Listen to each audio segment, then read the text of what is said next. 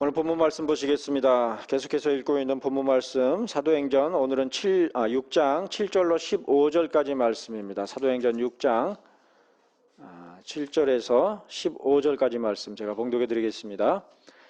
하나님의 말씀이 점점 왕성하여 예루살렘에 있는 제자의 수가 더 심히 많아지고 허다한 제사장의 무리도 이 도에 복종하니라. 스데반이 은혜와 권능이 충만하여 큰 기사와 표적을 민간에 행하니 이른바 자유민들 즉 구레네인 알렉산드리아인 길리기아와 아시아에서 온 사람들의 회당에서 어떤 자들이 일어나 스데반과 더불어 논쟁할세 스데반이 지혜와 성령으로 말함을 그들이 능히 당하지 못하여 사람들을 매수하여 말하게 하되 이 사람이 모세와 하나님을 모독하는 말을 하는 것을 우리가 들었노라 하게 하고 백성과 장로와 서기관들을 충동시켜 와서 잡아가지고 공회에 이르러 거짓 증인들을 세우니 이르되 이 사람이 이 거룩한 곳과 율법을 거슬러 말하기를 마지 아니하는도다. 그의 말에 이 나사렛 예수가 이곳을 헐고 또 모세가 우리에게 전하여 준 규례를 고치겠다 함을 우리가 들었노라 하거늘 공회 중에 앉은 사람들이 다 스데반을 주목하여 보니 그 얼굴이 천사의 얼굴과 같더라. 아멘. 봉독해드린 사도행전 6장 7절로 15절까지 말씀 가운데서 지혜와 성령으로 말함이라는 제목으로 메시지를 나누도록 하겠습니다. 우리들은 지난 주일에 사도행전 6장의 전반부 본문들 가운데서 소위 초대교회라 부르는 주후 1세기의 교회가 어떠한 역사 가운데서 부흥의 길로 향했었는지를 살펴보았습니다. 역사상 그 어떤 시대보다도 큰 기사와 표적들을 행하던 사도시대에 교회가 부흥함에 관하여서 사도 누가는 단순히 주의 제자들이 많아진 것만을 언급한 것이 아니라 오히려 더욱 구제를 위한 재정 출납을 전담하는 직분인 집사의 직분을 구별하여 세움으로써 12사도들이 오직 기도하는 일과 말씀 사역에 전념하게 되면서 7절에 기록한 바 하나님의 말씀이 점점 왕성하여 즉 왕성하게 자라나서 예루살렘에 있는 제자들의 수가 더 심히 많아지고 허다한 제사장의 무리도 이 도 곧 복음의 교리에 복종하는 진정한 Great Revival 곧 대부흥을 이루었던 것을 살펴볼 수 있었죠. 그러나 그때는 결코 대부흥을 이룰 만한 여건이나 환경이 허락된 형편이 아니었습니다. 오히려 로마인들의 박해 이전에 유대인들의 시기와 질시로 말미암은 회방에 직면해 있던 때가 바로 사도들의 시대였죠. 이후로 로마 제국의 적극적인 핍박 가운데서 그리스도의 교회는 그야말로 이 지상에서 언제라도 사라져버릴 것 같은 그런 시대였습니다. 풍전등화의 시기였다 이렇게 생각할 수 있겠죠. 바로 그러한 시대에 그리스도의 교회는 그야말로 점점 왕성하게 자라가고 있었으니 그 가운데서 하나님의 은혜와 능력을 그야말로 모든 신자들이 확신하며 실증할 수가 있었던 것입니다. 부흥이라는 것은 또 우리의 회심에 있어서도 뭔가 예비하고 준비하는 가운데서 차근차근 예비되는 그런 것이 아니라 어느 날 갑자기 돌발적으로 전혀 여건과 상황이 갖춰져 있지 않음에도 불구하고 일어나는 것을 역사 가운데서 살펴볼 수가 있죠. 반면에 지금 우리들의 시대는 어떠합니까? 20세기 벽두에 영국의 웨일즈에서 그리고 미국의 아주사거리와 한국의 원산과 평양에서 있었다는 대각성과 대부흥을 열망하며 함께 기도하고 찬양하는 것을 멈추지 않으나 정작 그러한 열망과 바람과는 정반대의 온갖 인간적이고 세속적인 욕망과 탐욕이 교회당을 갈수록 채우고만 있으니 그 어떤 기독교의 시대보다도 평화로우며 종교적인 안전이 보장된 시대임에도 불구하고 아무런 부흥의 기미조차 찾아볼 수가 없는 처지와 형편 가운데 있는 것이 핍박과 박해가 사라진 다원주의 사회 속에 있는 현대 기독교회의 엄밀한 현실이죠.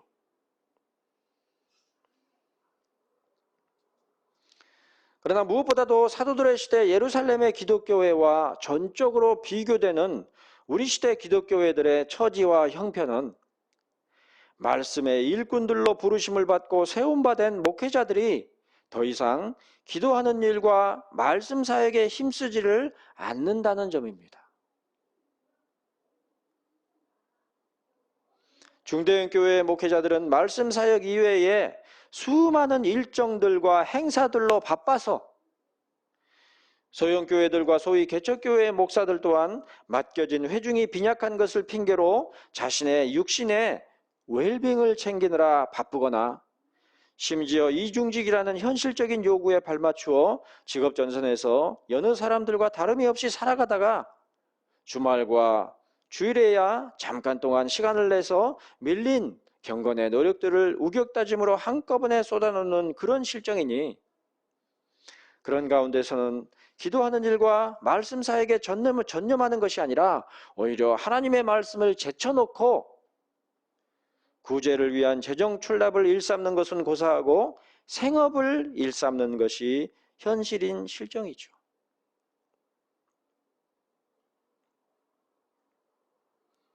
형편이 갖춰진 그런 교회의 사역자들은 말씀 사역을 등한히 하는 그런 사건으로 전락해버리고 사역에 전념할 수 없는 그런 어려운 형편 가운데 있는 교회의 사역자들은 갈수록 생계에 찌들려서 말씀과 기도에 전념하기 어려운, 그러므로 말미암아 거의 모든 교회들에서 하나님의 말씀의 일꾼들을 찾아보기 어려운 그런 시대죠. 교회는 번듯하고 요란하게 서 있는데 하나님의 말씀 자체의 진리는 들리지가 않는단 말이에요. 온갖 오염된 것들 투성이죠. 오염된 줄도 모르고 그것이 진리임네 하고 오류에 사로잡힌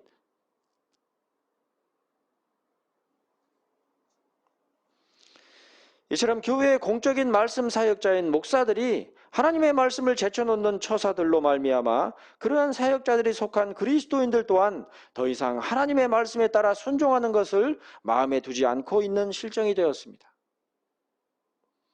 설교자의 입술에서 하나님의 말씀인 성경을 강해하고 풀어내는 사역이 등한히 되고 그로 말미암아 듣는 회중들도 점차 육신의 욕망에 사로잡힌 알 수 없는 내면의 소리를 집착할 뿐 성경을 늘 읽고 연구하며 그 밝혀진 진리와 말씀에 창념하여 순종하는 생활과는 거리가 먼 삶을 살아가게 된 것입니다. 심지어 개혁주의를 추구한다는 그러한 교회들에서도 우리가 너무 개혁신학의 이론적인 것들만 생각했지 그 실천에 대해서 등한히 했다 하는 그런 경건주의적인 발상이 싹이 트고 있지만 정작 그런 가운데서 어디 구체적인 실천을 찾아볼 수 있냔 말이에요.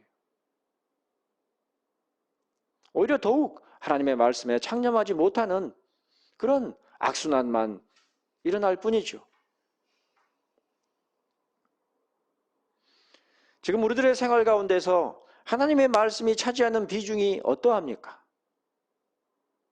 아침에 일어나서 밤중에 잠자리에 들 때까지의 사이에 하나님의 말씀을 읽거나 연구하거나 혹은 하나님의 말씀을 떠올려 생각하고 판단하는 시간이 얼마나 됩니까? 말씀의 일꾼이라 칭하는 목회자들조차도 상당수가 바쁜 일정과 생존의 현실에 쫓겨서 하나님의 말씀에 창념할 수가 없을진데 그 나머지 대부분의 그리스도인들이야 오죽하겠느냐 말입니다. 일주일 내에 성경을 펼 일이 없는 그런 신자가 허다하죠. 반면에 사도행전 6장 7절에서 사도 누가는 기록하기를 허다한 제사장의 무리도 이 도 곧 믿음에 복종하니라 그랬습니다. 구약의 율법에 대한 복종에 헌신하는 제사장들조차도 예수 그리스도의 복음에 대한 믿음에 전적으로 복종하는 재헌신이 일어났던 것이죠. 이처럼 사도 누가는 사도 시대에 있었던 부흥에 관하여 얼핏 숫자적이고 양적인 성장세를 언급하는 것 같지만 사실은 그리스도의 복음이 그야말로 왕성하게 선포되며 그로 말미암은 믿음의 헌신과 복종이 융성하게 되는 것을 더욱 확실하게 언급하고 있어서 하나님의 말씀인 성경에 근거하여 전파된 그리스도의 복음과 그에 대한 복종의 믿음이 널리 전파되었던 것이 그때의 부흥이었음을 분명하게 드러내주고 있는 것입니다. 제사장에서부터 저 평범한 어부들에 이르기까지 다 하나님의 말씀에 창념하고 하나님의 말씀에 순종하였더라는 것이죠. 그러므로 이제라도 우리 시대의 교회들은 그동안에 버려놓은 허탄하고 잡다한 일들을 다 제쳐놓고서 하나님의 말씀에 창념하는 일에 온전히 집중함이 절실하다 하겠습니다. 뭘 하려고 하기 전에 하나님의 말씀에 창념하는 일에 가장 힘써야 한단 말이에요. 정작 하나님의 말씀을 제쳐놓고서 온갖 육신적인 욕망과 야망을 포장한 전도와 부흥을 향한 열심과 열정들을 다 제쳐놓고 다시 하나님의 말씀인 성경에 게시되어 있는 복음의 교리들에 대한 믿음에 헌신하는 참된 부흥의 신앙을 추구함이 마땅한 것입니다.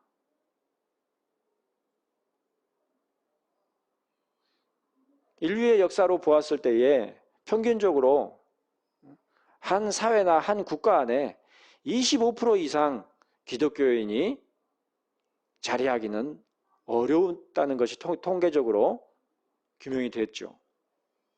그러니까 맥시멈으로 기독교화 할 수 있는 비중이 25%를 넘기 어렵단 말이에요. 근데 우리 사회 같은 경우 어떻습니까? 기독교의 비율이 늘 거의 5%를 넘는 그런 형편이 오래도록 있었죠. 그런데 정작 개별 교회들 또 전체 교회들을 면면을 꼼꼼히 살펴보면 과연 저 사람이 예수 그리스도를 영접하고 그리스도께 헌신하고 하나님의 말씀에 창념한 사람이 맞는가? 오히려 세상 사람들보다 더 욕심이 많고 더 탐욕적이고 더 타협하지 않고 더 양보하지 않고 심지어 박해까지 일삼는 그런 사람들을 교회 안에서 찾아볼 수 있으니 그런 이런 시대에 우리들이 해야 할 일이 무엇인가? 여전히 외국으로 나가고 길거리로 나가서 전도하는 일이겠는가? 아니면 교회당에 함께 모여서 차분하게 말씀을 상고하여서 내가 정말로 하나님의 말씀에 순종하고자 하는 그런 사람인가를 스스로 되짚어보는 그런 일이 가장 요구되겠는가? 후자라는 사실을 부정하기가 어려운 것이 오늘날 우리의 실정인 것입니다. 하지만 동시에 우리들은 그러한 부흥의 역사가 항구적으로 이루어졌던 것이 아님을 결코 간과하지 말아야 할 것입니다. 오늘 메시지의 본문 가운데 등장하는 스데반이 직면했던 것과 같은 회방과 박해가 부흥의 역사에 뒤이어 항상 있었던 사실을 결코 잊어버리지 말아야 하는 것입니다. 오늘날 많은 교회들이 그리고 많은 신자들이 바로 이러한 안목을 잃어버렸죠. 8절 말씀을 보시면 스데반이 은혜와 권능이 충만하여 큰 기사와 표적을 민간에 행하니라고 기록했습니다. 마치 사도 베드로가 성령 강림 이후로 많은 기사들과 표적들을 민간에 행하였던 것처럼 스데반 또한 성령 충만함 가운데서 큰 기사와 표적들을 민간에 행하였던 것입니다. 특별히 사도행전 3장 12절에서 베드로 사도가 고백한 바 이스라엘 사람들아 이 일을 왜 놀랍게 여기느냐? 우리 개인의 권능과 경건으로 이 사람을 걷게 한 것처럼 왜 우리를 주목하느냐? 그 말에서 알 수 있듯이 사도 누가는 사도 시대에 있었던 모든 이적들을 사도들이나 스데반과 같은 사역자 자신이 아니라 하나님의 영이신 성령님의 사역으로 언급했습니다. 그런즉 사도들과 스데반이 행한 일들에 대하여서 테라스 곧 기적이라고만 말하지 않고 세메이아 메갈라 곧 큰 표적들이라고 하여서 그들이 전하는 바 그리스도의 복음이 하나님의 능력과 건세 가운데 선포되는 진리임을 분명하게 증거하는 것이 바로 그 사건들이었음을 밝히고 있습니다. 한마디로 그러한 모든 일들이 성령님의 사역임을 명백하게 알 수 있도록 기록했던 것이죠.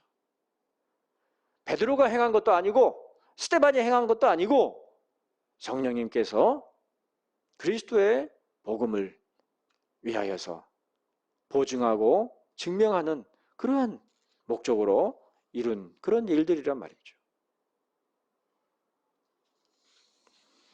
이를 단적으로 파악할 수 있도록 기록된 말씀이 바로 10절에 기록한 바 스데반이 지혜와 성령으로 말함을 그들이 능히 당하지 못하였다고 하는 말씀입니다. 우리가 성령님을 당할 수 있겠습니까? 어떻게 성령님을 대적해야 될지도 알 수 없는 것이죠. 이른바 자유민들이라 칭하는 구레네인, 알렉산드리아인, 길리기아와 아시아에서 온 사람들이 회당에 모여서 스데반이 전하는 바 그리스도의 복음에 관하여 논쟁을 벌였을 때에 단순히 스데반의 지식과 지혜에 온 것이 아니라 성령님께서 사역하심으로 지혜와 권능 가운데서 말하여 대답했기 때문에 그들은 도무지 그 선포하는 바 그리스도의 복음의 진리를 대적할 수가 없었더라는 것입니다. 성령님께서 말하도록 하신 것으로 말씀을 전하는 것이니 누가 그것을 감당할 수 있었겠습니까? 무엇보다 사도행전 6장 15절에서 사도 누가는 마치 자신이 스데반을 잡아다가 신문하는 자리 가운데 있었음을 암시하며 기록하기를 공회 중에 앉은 사람들이 다 스데반을 주목하여 보니 그 얼굴이 천사의 얼굴과 같더라 이렇게 기록했습니다. 평상시에 스데반의 얼굴이 어떠했었는지 잘 알고 있었을 사도 누가가 볼 때에 공회에 붙잡혀 끌려와 신문을 당하는 처지에 있는 스데반의 얼굴이 오히려 천사의 얼굴과 같았으니 그 얼굴이야말로 그에게 성령께서 충만하시며 지혜를 더하여 주시는 것을 단적으로 시사해 주었던 것이죠. 스데반 자신의 어떤 거룩과 영광을 위하여서 그 얼굴이 밝게 천사와 같이 빛났던 것이 아니라 그와 함께 계신 분이 누구이신지를, 그를 통해 역사하시는 분이 누구신지를 바로 그 얼굴이 대변해 주었던 것이죠. 성령의 역사가 아니고서는 사람의 얼굴이 그렇게 천사와도 같이, 또 형편이 어떤 상황이었습니까? 신문을 당하는 형편이었죠.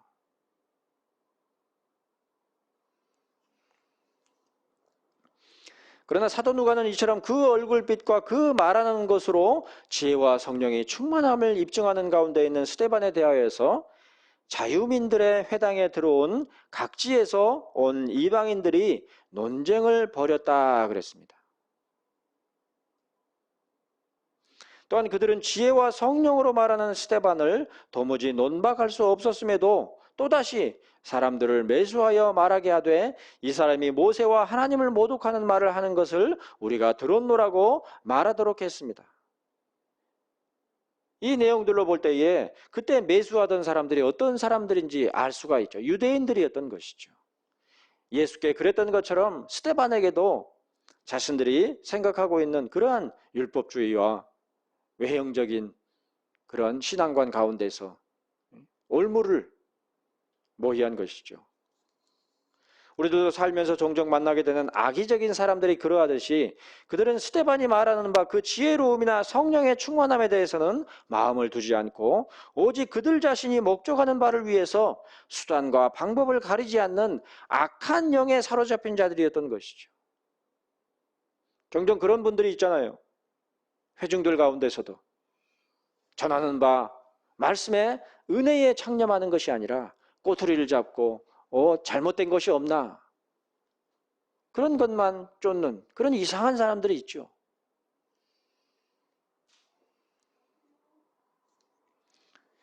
예컨대 자신들의 이단설을 포교하기 위해서 건강검진이나 세미나니 하는 것을 명분으로 내세워서 사람들을 현혹한 후에 결국에는 거짓으로라도 사람들을 전도하는 것이니 그 목적이 선하다고 생각하는 어떤 이단들처럼 그들의 정확한 목적을 알 수 없는 다수의 이방인들이 성령이 충만하여 가장 지혜롭고 경건한 가운데 있는 스데반을 넘어뜨리려 혈안이 되었던 것입니다.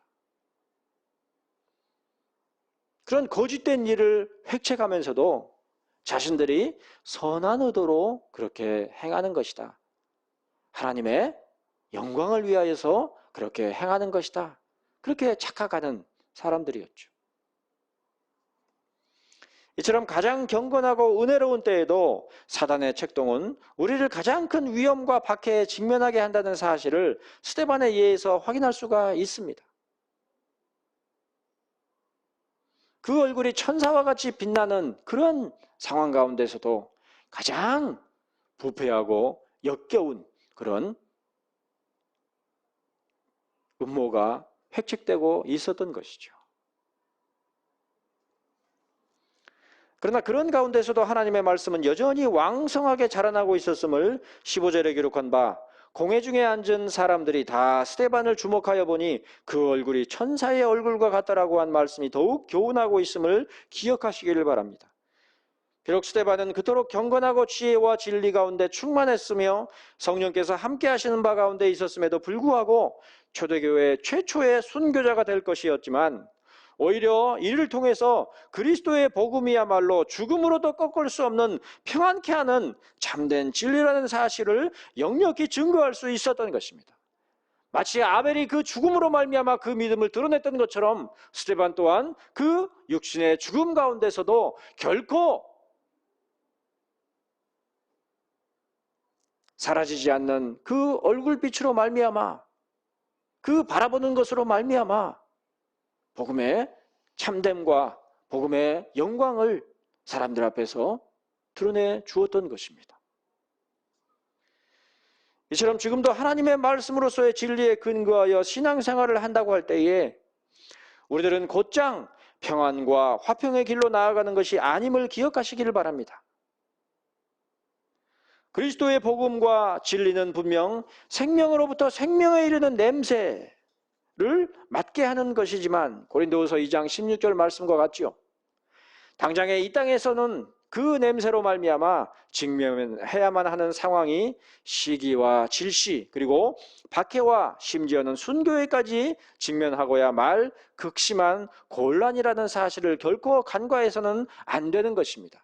내가 하나님의 말씀의 진리를 깨닫고 내가 하나님의 말씀에 창념한다고 해도 그것을 반갑게 여기고 기뻐하고 그러기는커녕 시기하고 질시하는 그런 사람의 둘러싸이기가 쉽다는 사실을 마음 가운데 기억하고 있어야 하는 것이죠. 그런 처지를 당한다고 해도 이상하게 여기지 말아야 하는 것입니다. 스데반도 그랬는데, 주님께서도 그랬는데 나야 당연한 수순 아니겠는가. 다만 그럼에도 불구하고 나에게 하나님의 진리를 깨닫게 함을 주셨으니 그것으로 족하다, 그런 마음이 있어야 하는 것이죠. 그렇지 않으니까 내가 이토록 진리를 위해서 헌신하고 희생하는데 왜 이렇게 어려움만 당하느냐, 도대체 알 수가 없다, 그런 원망과 불평이 나오게 되는 것입니다. 이와 관련해서 누가복음 12장 51절로 53절에서 사도 누가는 예수께서 친히 이르신 바를 따라 기록하기를, 내가 세상에 화평을 주려 온 줄로 아느냐, 내가 너희에게 이르노니 아니라 도리어 분쟁하게 하려 함이로라. 이후부터 한 집에 5사람이 있어 분쟁하되 셋이 둘과 둘이 셋과 하리니 아버지가 아들과 아들이 아버지와 어머니가 딸과 딸이 어머니와 시어머니가 며느리와 며느리가 시어머니와 분쟁하리라 하시니라 그랬습니다.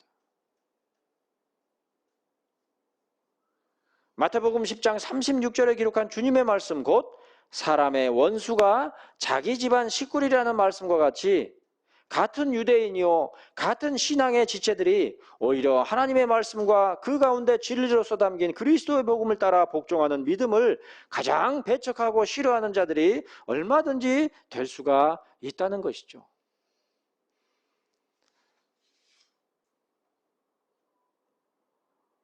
오늘 메시지의 본문 가운데서 스데반은 구레네인, 알렉산드리아인, 길리기아와 아시아에서 온 사람들, 그리고 공회로 모인 백성들과 장로와 서기관들로 온통 둘러싸인 가운데 오직 성령으로 충만함과 복음만을 지닌 채로 홀로 선 가운데 있습니다. 그야말로 루터가 말한 것처럼 홀로 선 자가 바로 스데반이었던 것이죠. 더구나 그 얼굴이 천사의 얼굴같이 빛나는 가운데서 그 경건과 성령의 충만함을 입증해주고 있는 가운데서도 정작 그의 주변에는 온통 반대하는 자들과 거짓을 일삼는 자들, 그리고 심지어는 그 눈이 뒤집어져서 돌을 들어 쳐 죽이게 되는 자들에 둘러싸여 시시각각 그 때를 향하고 있는 것이 엄연한 형편이었습니다. 죽음을 향하여 나아가고 있었던 것이죠. 그러나 사도 누가는 그 모든 정황 가운데서도 스데반의 형편과 처지를 결코 비참하게 기록한 것이 아니라 참으로 놀라운 반전으로 기록했습니다. 사방으로 대적들에 둘러싸여 있는 가운데서도 스데반의 얼굴은 마치 출애굽기 34장 29절에 기록한 바 시내 산에서 내려온 모세의 얼굴과 같이, 혹은 마태복음 17장 9절에 기록한 바 변화산상에서의 예수님의 얼굴과 같이 전혀 호의적이거나 자비심을 보일 만한 여지가 없는 자들로만 둘러싸인 그 얼굴이 오히려 그의 심중에 담긴 그리스도의 복음의 충만함과 영광을 찬란하게 드러내고 있었음을 밝히 기록한 것입니다. 그 진리를 인정해 줄 사람이라고는 아무도 없는 그런 처지 가운데서도 가장 밝게, 가장 영광스럽게 그 얼굴 가운데서 빛나고 있었던 것이죠. 그러나 어쩌면 그 모든 진상은 오직 스데반 자신과 그를 지켜보고 있을 수밖에 없는 처지에 있었던 사도 누가만이 볼 수 있는 것이었을지 모르겠습니다. 예수께서 십자가에 달려 죽으실 때에 해가 그 빛을 잃고 땅이 진동하였던 것과는 전혀 다르게 나중에 스데반이 죽을 때의 모습은 그저 무언가 혼잣말을 하고서 잠자는 듯 숨이 멎은 것이 전부였으니 그의 얼굴이 향하던 하늘과 그가 말한 바 주여 이 죄를 그들에게 돌리지 마옵소서라고 말한 것을 들을 수 있었던 사도 누가와 몇몇 그리스도인들 외에는 아무도 그 모습이 아버지 저들을 사하여 주옵소서, 자기들이 하는 것을 알지 못함이니이다 라고 말씀하셨던 예수 그리스도의 모습을 닮은 것임을 직시하지 못했던 것입니다. 심지어 사울은 그가 죽임당함을 마땅히 여기기까지 했었죠. 저 여호와 이름을 망령되이 일컫는 저런 자는 죽어 마땅한 자다. 잘 죽었다. 그렇게 생각했던 것이죠.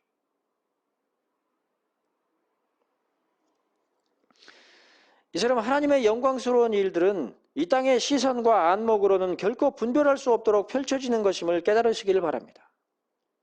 성령의 역사도 마찬가지죠. 우리의 눈으로 그것이 영광이라는 사실을 쉽게 분간할 수 없도록 역사하시는 것입니다. 마치 사안의 눈에는 도단 성읍을 둘러싼 아람 군대의 군사와 말과 병거가 성읍을 에워싸고 있는 모습밖에는 보이지 않았었지만 열왕기하 6장의 말씀이죠. 엘리사가 그의 눈을 열어서 보게 하옵소서라고 여호와 하나님께 구했을 때에 비로소 불말과 불병거가 산에 가득하여 엘리사를 둘렀던 것을 볼 수 있었던 것처럼 하나님의 말씀과 그 가운데서 길어내는 진리와 복음의 안목으로 성령 하나님의 일들을 참으로 분별할 수 있는 자들이 되시기를 바랍니다.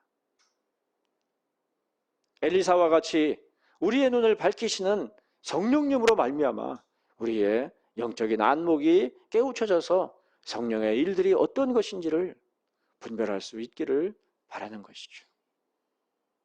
바로 그러한 시선과 안목으로 볼 때에 우리들은 비로소 온통 불신앙과 정작 하나님의 말씀을 거스르며 대적하는 자들로 가득한 이 시대 가운데서도 여전히 드러나 있는 진리의 말씀에 창념하여 그 말씀에 믿음으로써 복종함으로 비로소 교회를 드러내어 보일 수가 있음을 확신할 수 있는 것입니다.